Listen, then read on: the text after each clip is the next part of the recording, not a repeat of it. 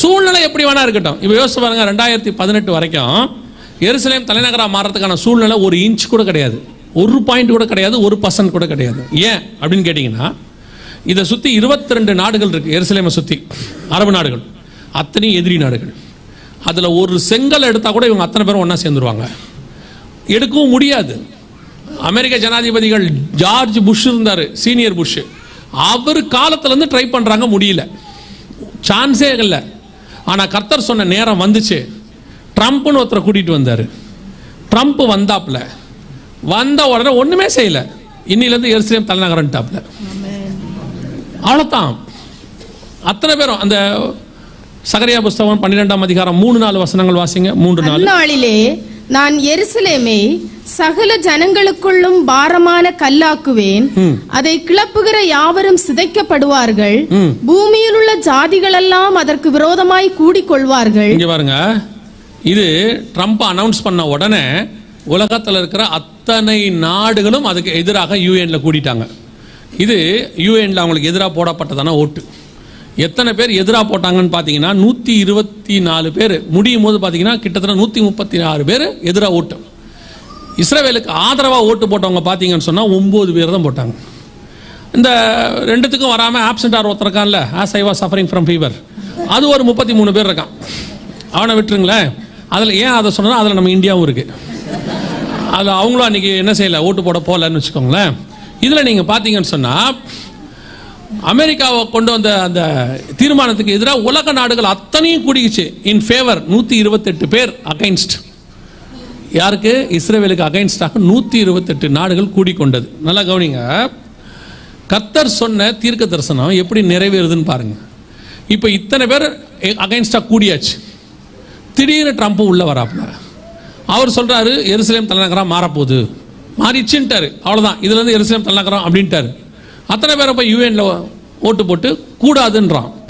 Trump சொல்றாப்புல, ஒரே ஆள், ஒரே ஒரு நாடு சொல்லுது. அவங்களுக்கு வீட்டோ பவர்னு ஒன்று உண்டு யூஎன்ல. அந்த வீட்டோ பவரில் அவங்க என்ன சொல்கிறாங்களோ அதை யாரும் அகெயின்ஸ்ட் பண்ணி கேட்க முடியாது. அந்த மாதிரி பவர் உள்ள நாடு 5 இருக்குது.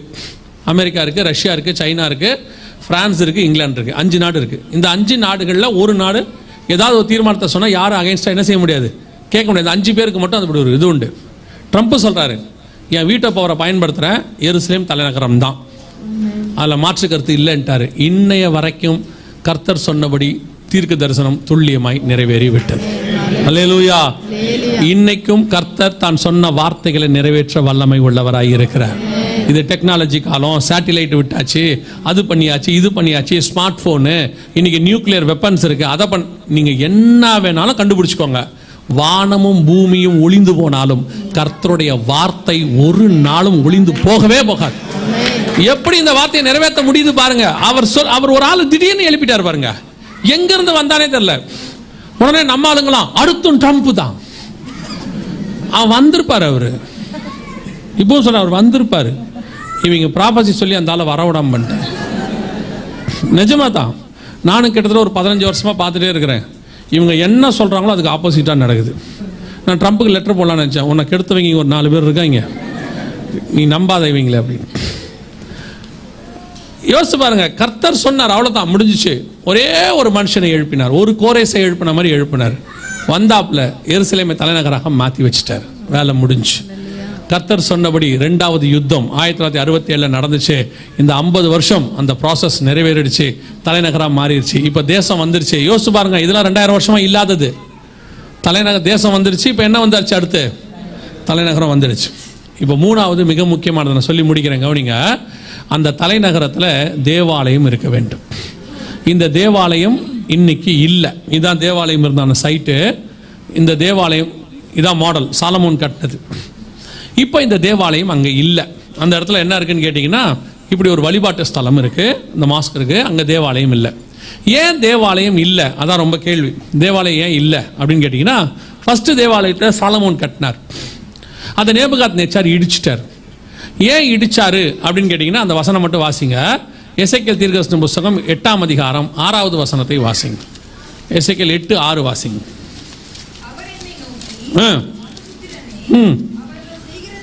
அவர்கள் செய்கிறதை காண்கிறாயா? யாரை விட்டு? பரிசுத்த ஸ்தலத்தை விட்டு என்னை தூரமாய், கர்த்தரே வெளியே அமிச்சிட்டான், என் பரிசுத்த ஸ்தலத்தை விட்டு என்னை தூரமாய் போகும் பண்ணும்படியான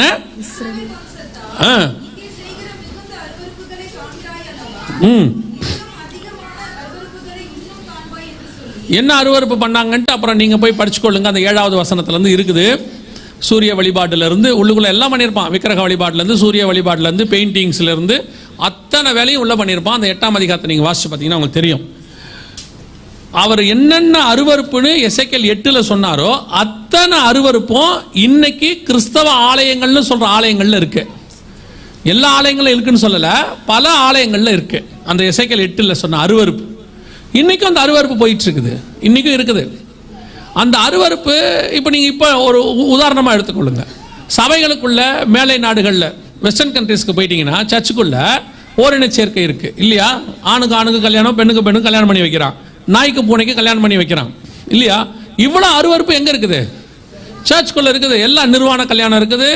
என்னென்ன விதமான அருவருப்பு பண்ணுமோ எல்லா அருவருப்பும் எங்க இருக்கு? சர்ச்சுக்குள்ள இருக்கு. அப்படியே நீங்க ஆப்பிரிக்கா போன்ற நாடுகளுக்கு வந்துட்டீங்கன்னா அங்க வேற விதமான அருவருப்பு, பில்லி சூனியம், இதை வச்சு மினிஸ்ட்ரி பண்றவங்க நிறைய பேர் இருக்காங்க. சாத்தானை வச்சுக்கிட்டு ஊழியம் பண்றவங்க கொஞ்சம் பேர் இருக்கிறாங்க. அது ஒரு குரூப் இருக்குது. அப்ப இங்க வந்துட்டாங்க. நம்ம தமிழ்நாடு மாதிரி ஏசியா மாதிரி நாடுகளுக்கெல்லாம் வந்துட்டீங்கன்னா இங்க கர்த்தருக்கு பிரியம் இல்லாதான எத்தனையோ காரியங்கள் உள்ளுக்குள்ள இருக்குது. அரசியல்ல இருந்து சினிமா காரியங்கள்ல இருந்து எல்லாம் சர்ச்சுக்குள்ள கிடக்கு. எல்லா பாகுபாடும் இருக்கு. பண பாகுபாடு இருக்கு, படிப்பு பாகுபாடு இருக்கு, ஜாதி பாகுபாடு இருக்கு, எல்லாம் சபைக்குள்ள இருக்கு. அத்தனை அருவருப்பு எங்க இருக்கு? சர்ச்சுக்குள்ள இருக்கு. ஆண்டவர் கண்டும் காணாதவரை போல இருக்கிறார் நீங்க நினைச்சுக்காதீங்க. சொல்லிக்கிட்டே இருக்கிறாரு, சொல்லிக்கிட்டே இருக்கிறார், சொல்லிக்கிட்டே இருக்கிறாரு. எசேக்கியேல்ட்டே அதான் வரும் சொல்லிக்கிட்டே இருக்கிறார். ஒரு நாள் வந்தது, நேபுகாத்நேச்சாரை வச்சு என்ன பண்ணிட்டாராமா? தீக்கிரையாக்கி போட்டார், இடிச்சிட்டாரு மொத்தத்தையும். வேணவே வேணான்ட்டார். கொரோனா நேரத்தில் அதான் நடந்துச்சு. கொரோனா நேரத்தில் சபைகளை கர்த்தர் மூடி போட்டதுக்கு ஒரு ரீசன் இருக்கு. கர்த்தர் பூட்டாம சபை என்ன செய்ய முடியாது? பூட்டவே முடியாது. ஏன்? சபைகளுக்குள்ள அவ்வளோ அருவருப்பு. சபைக்குள்ள உட்காந்துக்கிட்டே எல்லாம் நடந்துச்சு. எல்லாத்தையும் கர்த்தர் பார்த்துக்கிட்டே இருந்தாரு. நம்ம யார் தெரியுமில்ல, அருவருப்புலாம் இருக்குன்னு தெரியும், ஆனா இல்லாத மாதிரியே இருக்கிறாள். அது ஒரு பாவம், அது ஒரு மாய்மாலம். அதுவும் சபைக்குள்ள இருந்துச்சு. எல்லாத்தையும் கர்த்தர் பார்த்துக்கிட்டே இருக்கிறார். ஒன்னு விடாம பார்த்துக்கிட்டு இருந்தாரு. இடுறான்ட்டார் நேபுகாத்நேச்சாரை விட்டு. அப்புறம் ஒரு 70 வருஷம் அமைதியா கடந்துச்சு. திருப்பி ஆண்டவர் சொன்னார், செருபாபேலை கூப்பிட்டு தேவாலயத்தை என்ன செய்ய? கட்டு அப்படின்னாரு.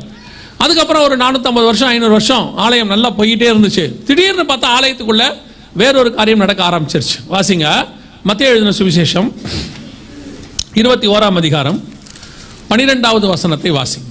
இயேசு தேவாலயத்தில் பிரவேசித்து ஆலயத்தில் விற்கிறவர்களும் கொள்ளுகிறவர்களும் ஆகிய யாவரையும் வெளியே துரத்தி காசுக்காரருடைய பலகைகளையும் புறா விற்கிறவர்களின் ஆசனங்களையும் கவிழ்த்து, என்னுடைய வீடு ஜெப வீடு என்னப்படும் என்று எழுதி இருக்கிறது, நீங்களோ அதை கள்ளர் குகையாக்கினீர்கள் என்றார். இப்ப சர்ச் என்னவா மாறி, டெம்பிள் என்னவா மாறிடுச்சு? பிசினஸ் சைட், கமர்ஷியல் சைட், உள்ள வியாபாரம். இன்னைக்கு 100% சபைகள் இது நடந்துகிட்டு தான் இருக்கு. என்ன ஒரே ஒரு சின்ன மாற்றம், அவ்வளவுதான். அவன் புறா வித்தா, நம்ம புறா பிரியாணி விற்கிறோம், அவ்வளவுதான். அவன் உயிரோட புறா வித்தான், கேட்டா அவன் என்ன சொல்லியிருப்பான்? பலி செலுத்துறதுக்காக புறா வித்தான் இருப்போம். நம்ம என்ன சொல்ல போறோம்? பில்டிங் ஃபண்டுக்காக பிரியாணி விற்கிறோம் போறோம். அவனுக்கு நமக்கு என்ன இல்லை, பெரிய வித்தியாசம்லாம் ஒன்றும் இல்லை. சபைகளுக்குள்ள இன்னைக்கு என்ன இருக்கு? எல்லா விதத்திலும் வியாபாரம். யாரை நம்பி சபைக்குள்ள விட முடியுது சொல்லுங்க? பிரசங்கியார் எவாஞ்சலிஸ்டா விட்டோம்னா அவர் ஒரு விதமான பிசினஸ் பண்ணிட்டு போறார். கட்சிப்ல இருந்து தேங்காய் எண்ணெயில இருந்து எல்லாம் வித்துட்டோம். ப்ரொவிஷன் ஸ்டோர் மாதிரி ஆயிருச்சு. விற்காத பொருளே இல்லை, இல்லாத திட்டங்கள் கிடையாது. பரலோகத்தில் போய் சேர் வாங்கி கொடுக்குற வரைக்கும் திட்டம் இருக்குது. உங்களுக்கு பரலோகத்தில் என்ன கொடுக்குறோம்? சீட் கொடுக்குறோம். நீங்களும் நம்புறிய பாருங்க. அதான் எப்பவும் சொல்லுவேன், இந்த ஏமாறம் இருக்கிற வரைக்கும் ஏமாத்திரவன் என்ன செய்வான்? இருந்துட்டே இருப்பான். நீங்க தான் எல்லாத்துக்கும் காரணமே. எதை சொன்னாலும் நம்புறிய. பரலோகத்துக்கு போனேன் அன்னைக்கு ஒருத்தர் சொல்லியிருக்கிறாரு, பரலோகத்தில் ஒருத்தரை பார்த்து சொல்லியிருக்கிறாரு, இன்னைக்கு உன் வீடை கர்த்தர் கட்டுறாரு பரலோகத்தில், இன்னிலேருந்து ப்ராசஸ் ஆரம்பிக்குது. அப்படியா ஐயா, எப்படி சொல்றீங்க? ஜல்லியும் செங்கலும் போனதை நான் பார்த்தேன்னு சொல்லியிருக்கிறாரு. பரலோகத்தில் இப்போ எதை வச்சு தான் கட்ட போறாரு? ஜல்லி செங்கல் வச்சு தான் கட்ட போறாரு. அதையும் ஒரு ஜென்மன் நம்புது பாருங்க. வேத வசனத்தில், அதாவது கைவேலை அல்லாத வீட்டில் போய் நம்ம வாழ போறோம்னு வசனம் சொல்லுது இல்லையா? இங்க கட்டுற மாதிரியே செங்கலும் ஜல்லிலையும் கட்டுறாருன்னா பேசாம இங்கே இருந்துட்டு போலாமே. அங்க போய் என்ன பண்ண போறோம்? ஒருத்தர் சொல்றாரு, வரிசையா வீடு கோல்டுல இருந்துச்சு, நடுவுல ஒரே ஒரு வீடு மட்டும் ஓலையில இருந்துச்சு பரலோகத்துல. அப்ப அவங்க சொல்றாரு, யார் ஆஃபரிங் கம்மியா தரீங்களோ அவங்க வீடு ஓலையில இருக்குன்னு ஆண்டவர் சொல்லிட்டாரு. பரலோகத்தில் நான் என்ன கேட்கிறேன், ஆஃபரிங் கம்மியாவே கொடுக்கட்டும், அந்த வீடு ஓலையிலேயே இருக்கட்டும். பரலோகத்துல ஓலையில இருந்தா என்ன, தளம் போட்டு இருந்தா என்ன, மழை பெய்ய போதா, வெயில் அடிக்க போதா? அங்கே பசியும் இல்லை, பஞ்சமும் இல்லை, இரவும் இல்லை, பகலும் இல்லை. அங்க பரலோகத்துல வீடு எப்படி இருந்தா, டாப்பே இல்லாம இருந்தா கூட தான் கவலை இல்லை. இன்னைக்கு ஒரு குரூப் ஏமாத்தி தெரியுது, நீங்களும் ஏமாறுறீங்க. இன்னைக்கு கடைசி காலத்துல சபைகள் என்னவா மாறிடுச்சு, கல்லர் கொகையை விட மோசம். எந்த ஊழியக்காரன் இவ்வளவு ஆஃபரிங் கொடுத்தாதான் உன்னை ஆசீர்வதிப்பேன்னு சொல்றானோ அவன் தேவனிடத்திலிருந்து வந்தவன் அல்ல. காசை வாங்கி ஆசீர்வதிக்கிறவர் தேவனும் அல்ல. ஆண்டவர், நம்ம ஆண்டவர் எப்படிப்பட்டதான ஒரு தேவன்? அவர் இலவசமாய் பெற்றீர்கள், இலவசமாய் கொடுங்க என்றார். ஆஃபரிங் தசமா காணிக்க கொடுக்கறது உங்களுக்கும் அது தேவனுக்கும் உள்ளது, உங்க இஷ்டம். ஆனா டிமாண்ட் இவ்வளவு கொடுத்தாதான் வருவான். இப்ப நம்மளையும் அப்படி ஆக்கி வச்சிருக்கான். கேட்கறாங்க, பிரதர் எவ்வளவு கேட்பாரு சொல்லியிருக்கான், ரொம்ப கேட்பாரோ,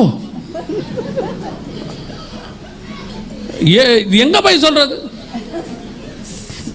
ஒருத்தன் போட்டான் வீடியோ, எம்டி ஜெகனை கூப்பிட்டீங்கன்னா நீங்க 30,000 ரூபாய்க்கு மேல கொடுக்க வேண்டியிருக்கு, ரொம்ப யோசித்து பாருங்க, ரொம்ப செலவு, 30,000 நீங்க அவருக்கு ஆஃபரிங் கொடுக்கணும்னு போட்டான். எனக்கு அதில் பாதி கூட தரமாட்டாங்க, அதான் ரொம்ப முக்கியம். எனக்கு ரொம்ப வருத்தம் ஆயிட்டு. நம்ம கர்த்தருடைய கிருபையினால இன்ன வரைக்கும் யார்ட்டையும் இவ்வளோ ஆஃபரிங் கொடுங்கன்னு சொல்லி கேட்டதே இல்லை. மோகன் பாஸ்டர்கிட்ட நான் கேட்டதே இல்லை, அவராக கொடுப்பார். கவனிங்க, விளையாட்டுக்கு சொன்னேன், இதையும் சீரியஸ் ஆக்கிறாதீங்க. அவன் போட்டு விட்ட பிறகு எனக்கு ரொம்ப உண்மையில் வருத்தமாயிட்டு. ஐயோ, நமக்கு இது வரைக்கும் யாரையும் கேட்டதில்லை, நமக்கு அவ்வளோ கொடுக்கவும் மாட்டாங்க, கொடுத்து போட்டால் கூட பரவாயில்ல, கொடுக்கவும் இல்லைன்ட்டு. அடுத்த மீட்டிங் போகிறேன், அவன் போட்ட ஆஃபரிங் அந்த பாஸ்டர் கொடுத்தாரு. அதுக்கப்புறம் எல்லா மீட்டிங்லையும் அந்த ஆஃபரிங் வருது. இவங்களுக்கு எவ்வளோ கொடுக்கணும்னு தெரியல போல. அவன் போட்டவனா இதுதான் ஆஃபரிங் ரேஞ்சு போனது, எல்லாம் எனக்கு ப்ரொமோஷன் கொடுத்து இன்க்ரிமெண்ட் போட்டு விட்டாங்க. அன்னைக்கு நான் முடிவெடுத்தேன், அதுவும் நல்லது போச்சு. அப்புறம் யோசித்தேன், இன்னும் அது ஒரு 2 வருஷம் ஆகி போச்சு, இன்னும் இன்க்ரிமெண்ட் போடாமல் இருக்கான். எதுக்கு சொல்கிறேன், நான் என் ஊழியத்தின் அனுபவத்திலேருந்து அவங்களுக்கு சொல்கிறேன், நீங்கள் கேட்டு வாங்கினீங்கன்னா கண்டிப்பாக நீங்கள் வாங்குவது குறைவு.